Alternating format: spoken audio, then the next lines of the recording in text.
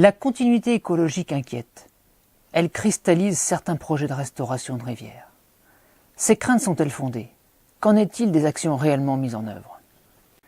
La continuité écologique vise la libre circulation des organismes vivants et des sédiments. Si le principe est difficilement contestable, ce sont les types d'actions mis en œuvre qui suscitent des débats. En Indre-et-Loire, comme partout en France, les collectivités mettent en œuvre des programmes de restauration qui visent à améliorer le fonctionnement des rivières, la qualité de l'eau et la migration des poissons. Le consensus est le mot d'ordre pour aboutir à une solution durable et partagée entre les maîtres d'ouvrage et les propriétaires. Pour chaque obstacle, plusieurs solutions sont envisageables. L'effacement ou la suppression, l'arasement partiel, l'équipement ou l'aménagement, ou encore la gestion des vannes. La diversité des usages, le gain écologique recherché et le coût sont des paramètres à prendre en compte. L'aménagement consiste souvent à maintenir le niveau d'eau initial pour ne pas modifier les usages, ce qui rassure la population. À l'échelle de la rivière, ce n'est pas un seuil en tant que tel qui pose problème, mais leur succession. Par exemple, si 1000 poissons provenant de la mer doivent franchir 10 ouvrages bien aménagés avant d'atteindre leur zone de reproduction, seuls 56 d'entre eux pourront accomplir leur cycle biologique. Ceci en considérant que 75% des poissons franchissent chaque obstacle.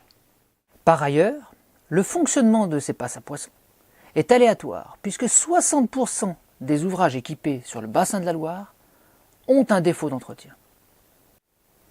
Ces aménagements sont souvent orientés vers la création de multiples petites chutes pour fractionner la hauteur initiale ou vers la mise en place de rivières de contournement.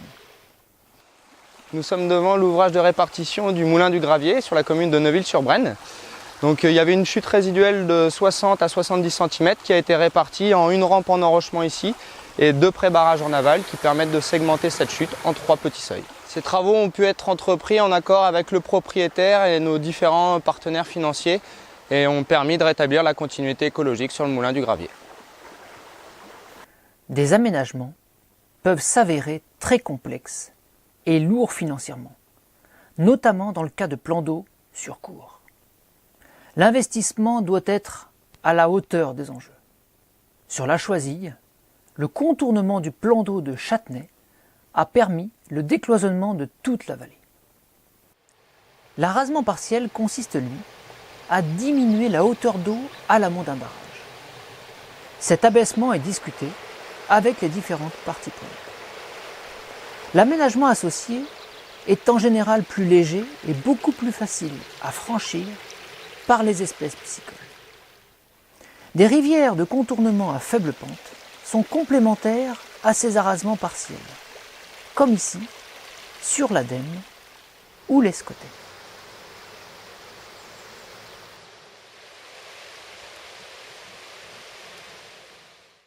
Ces derniers aménagements sont moins onéreux puisque le coût est proportionnel à la hauteur de chute de l'ouvrage.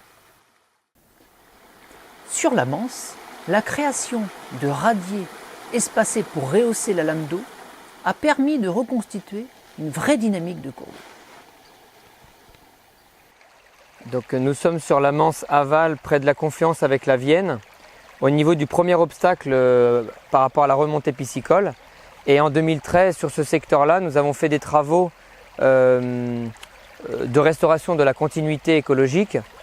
L'objectif étant de conserver un aspect patrimonial. Donc là, on observe le moulin et l'ancienne maçonnerie, tout en laissant transiter les sédiments, les poissons. Et pour ce faire, la hauteur de chute initialement d'1,80 m a été longuement discutée entre les usagers, les acteurs, les élus et autres partenaires. Et finalement, la décision a été prise d'abaisser l'ouvrage de 70 cm de hauteur et de rehausser le fond du lit par des empierrements et des blocs de manière assez naturelle en aval pour pouvoir avoir un niveau d'équilibre qui soit correct et satisfaisant pour tout le monde.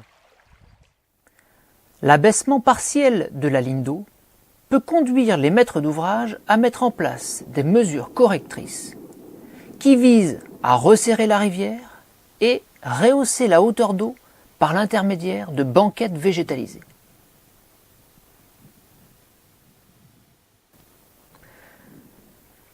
Quant à la suppression d'ouvrages, si elle n'est pas adaptée à toutes les situations, notamment au regard des usages présents, elle présente des avantages écologiques et financiers certains.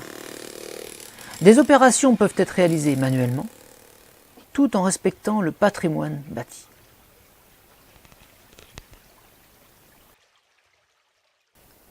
Sur l'escoté, la suppression de pales planches a permis de redynamiser la rivière et de retrouver, l'hiver suivant, des frayères à truites fario.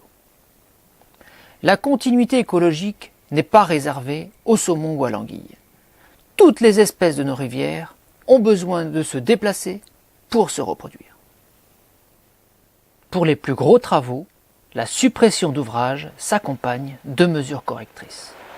Nous sommes au Grand Pressigny sur la Claise où un ouvrage a été supprimé. En plus de cette suppression, des travaux connexes ont été réalisés en amont, à savoir la création de 4 banquettes alternes qui permettent de rétrécir le nouveau lit de la Claise à environ la moitié de ce qu'il était avant. Les banquettes créées restent stables, même après la crue centennale de 2016. Non seulement la suppression d'un ouvrage rétablit la continuité écologique, mais cette action permet de recréer une variété d'habitats que l'on trouve naturellement sur les rivières.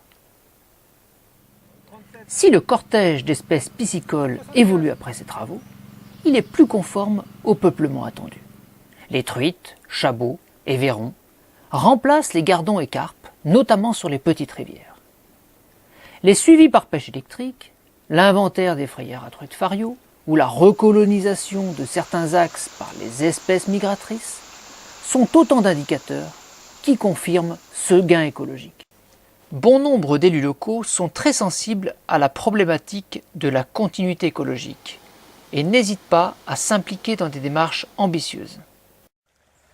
Alors pour chaque projet du syndicat de la Brenne concernant notamment les effacements ou aménagements d'ouvrages, de barrages, de clapets, il y a une collaboration étroite avec la Fédération de pêche de façon à trouver le meilleur compromis et faire en sorte que la circulation des poissons, des sédiments soit assurée.